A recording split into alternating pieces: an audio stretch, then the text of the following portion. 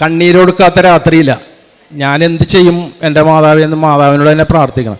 ഇക്കുന്ന സമയത്ത് അടുത്ത വീട്ടിലൊരു ചേച്ചി വന്ന് ഇങ്ങനെ കൃപാസനത്തിൽ നിങ്ങളൊന്ന് പോകും, അവിടെ പോയിട്ട് ആ മാതാവിന് ഉടമ്പടി എടുത്തൊന്ന് പ്രാർത്ഥിക്കുക, ഈ രോഗമൊക്കെ മാറിക്കിട്ടും, നിങ്ങളവിടെ പോയി പ്രാർത്ഥിക്കുമെന്ന് പറഞ്ഞ് അങ്ങനെ ഞാനും ഭാര്യയും കൂടി 2023 ഒക്ടോബർ, കഴിഞ്ഞ കൊല്ലം ഒക്ടോബർ 23 ഇവിടെ വരികയും അന്ന് ധ്യാനത്തിൽ കൂടി ഉടമ്പടി ക്ലാസ്സിൽ കൂടി ഉടമ്പടി എടുത്ത് പ്രാർത്ഥിച്ച് അങ്ങനെ ഞാൻ വീട്ടിലോട്ട് പോയി.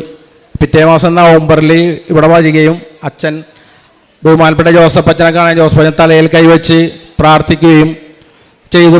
മാറും, നിനക്കൊരു രോഗമില്ല, നിനക്കൊരു പ്രശ്നമില്ല, മാറിപ്പോവും, വെറുതെ ഒരു ചെറിയൊരു തോന്നലാണ് നിൻ്റെ എന്ന് അച്ഛൻ പറഞ്ഞ് തട്ടി തലയിൽ തയ്ച്ച്. അതിനുശേഷം ഞാൻ വീട്ടിൽ കൊണ്ടുപോയി ഉടമ്പടി തൈലം പുരട്ടി കുളിക്കുകയും ഉടമ്പടി വസ്തുക്കൾ ഉപയോഗിക്കുകയും ഉടമ്പടി പ്രവർത്തനം മുടങ്ങാതെ ചെല്ലുകയും പ്രേക്ഷിത പ്രവർത്തനം അങ്ങനെ എല്ലാ കാര്യങ്ങളും ചെയ്യിക്കുകയും ഞാനും ചെയ്യുകയും ചെയ്തു.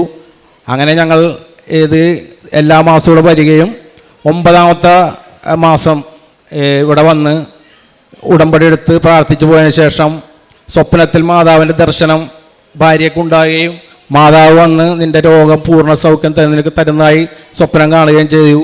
ഞാൻ കുടുംബ പ്രാർത്ഥന ശേഷം ഉടമ്പടി പ്രാർത്ഥന ചെല്ലുന്ന സമയത്ത് എനിക്ക് മുല്ലപ്പൂവിൻ്റെ ഗന്ധം അനുഭവപ്പെട്ട് മാതാവ് വന്നാണെന്ന് എനിക്ക് പൂർണ്ണ വിശ്വാസമുണ്ടായി. ഞാൻ വിശ്വസിച്ച് പ്രാർത്ഥിച്ചു, മാതാവേ എനിക്കിനകത്തുനിന്ന് ഒരു സൗഖ്യം തരണം, എൻ്റെ ഭാര്യയെ രക്ഷിക്കണം മാതാവേ, എല്ലാ കാര്യങ്ങളും എനിക്ക് നിറവേറ്റി തന്നെ, എൻ്റെ മക്കളെ നോക്കണവർക്ക് എല്ലാ കാര്യങ്ങളും ചെയ്യാനുള്ള ആളാണ്.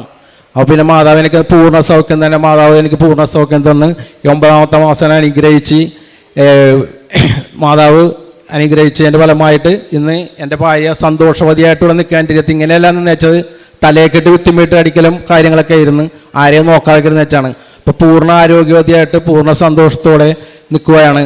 ഇതിന് ഞാൻ 1000 നന്ദി പറയുന്നത് യേശുവിനെ